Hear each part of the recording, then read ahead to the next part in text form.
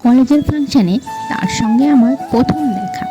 আর প্রথম দেখাতেই আমি পুরো তার প্রেমে ফিদা হয়ে গেছিলাম। চলো আগে তোমাদের পরিচয়টা দিই। আমি পায়েল, আর ওর নাম পার্থ। ওকে আমি চিনতাম ছোটবেলা থেকে। চিনতাম মানে আমরা একই স্কুলে পড়তাম।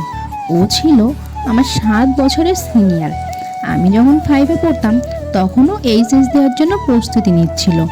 ওর হাবভাব দেখে আমার আর বুঝতে বাকি থাকলো না যে ও আমাকে খুব পছন্দ করে। ও ছিল খুব লাজুক স্বভাবের, তাই মুখ ফুটে কখনো বলে উঠতে পারিনি।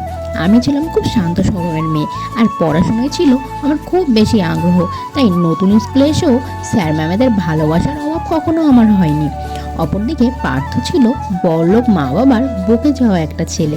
তার পড়াশোনার উপর তো কোনো আগ্রহ ছিলই না, উপরন্তু স্যার ম্যামদের ক্লাসেও সে প্রতিনিয়ত ডিস্টার্ব করতো। তাই কোনো স্যার ম্যামরাই তাকে খুব একটা পছন্দ করতো না। আমরা ছিলাম খুবই গরিব, বাবা ক্ষেত মজুর, কোনো রকমের চলে আমাদের সংসার। অভাবের সংসারে আমাকে পড়াশুনো করানোর মতো পয়সা তাদের ছিল না। আমরা 5 ভাই বোন, তার উপর বাবার কাঁধের ওপরে আমার 2 দিদির বিয়ের বোঝা। আরেক দিদিকে বিয়ের পণ দিতে পারেনি, তাই জামাইবাবু তাকে আমাদের বাড়িতেই রেখে গেছে। এদিকে আমার দাদা সেই 1 বছর ধরে বাড়িতে ঝামেলা করছে, তাকে নাকি ফোন কিনে দিতে হবে। তাই বাবার এক বন্ধু বাবাকে বুদ্ধি দিল আমাকে বিয়ে দেওয়ার জন্য। দিদিরা থাকতে আমি কেন, তাই তো? আসলে ওদের সবার থেকে বেশি সুন্দর ছিলাম আমি, তাই ওদের দেখতে এসে সবসময় পাত্রপক্ষ আমার কথাই বলতো। আর প্রতিবারই ওদের বিয়ে আর হতো না, উপরন্তু জল খাবারের টাকাগুলো নষ্ট হতো বাবার। তাই বাবার বন্ধু বাবাকে বলল তার দিদি ছেলের সঙ্গে আমার বিয়ে দিতে। খেতে বসে আমার মাথায় তো বাজ পড়লো। আসলে বাবা মাকে উঠোন নিয়ে বলছিল আমার বিয়ে বাবা ঠিক করে এসেছে।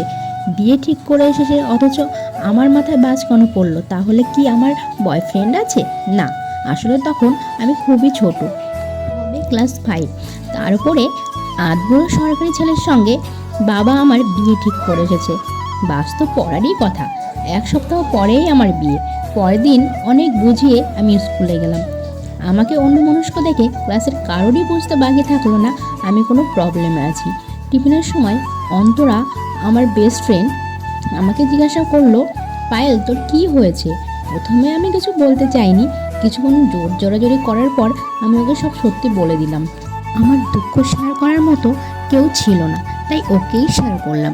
আমি জানি ওকে বলে খুব একটা লাভ আমার হতো না, তাও বলেছি। পরের দিন থেকে আমাকে আর স্কুলে আসতে দেওয়া হয়নি। সবার একটাই কথা, তুই আর স্কুলে গিয়ে কী করবি? হঠাৎ করে বিকালের দিকে দেখছি কেউ আমাকে ডাকছে। আমি তো অবাক, অন্তরার কণ্ঠ মনে হচ্ছে। বাইরে বেরিয়ে এসে দেখি অন্তরা এসেছে। তারপর ও আমাকে বলল, চল একটু গঙ্গার থেকে ঘুরে আসি। আমি বললাম, আমার ভালো লাগছে না, তুই যা। আসলে আমাদের বাড়ি থেকে একটু দূরেই গঙ্গা ছিল। ছুটির পরে আমরা দুজনে মাঝে মাঝেই যেতাম ঘুরতে। গঙ্গা আমার খুব ভালো লাগে।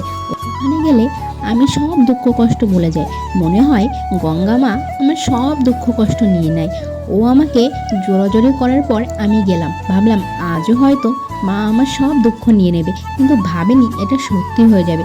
ওখানে গিয়ে ও যেটা বলল আমি স্বপ্নেও ভাবতে পারিনি। পার্ট 2 চাইলে অবশ্যই কমেন্ট করো, আর ভালো লাগলে অবশ্যই চ্যানেলটি সাবস্ক্রাইব করে দিয়ে আমার সঙ্গে যুক্ত থেকো। ভালো থেকো সবাই, টাটা।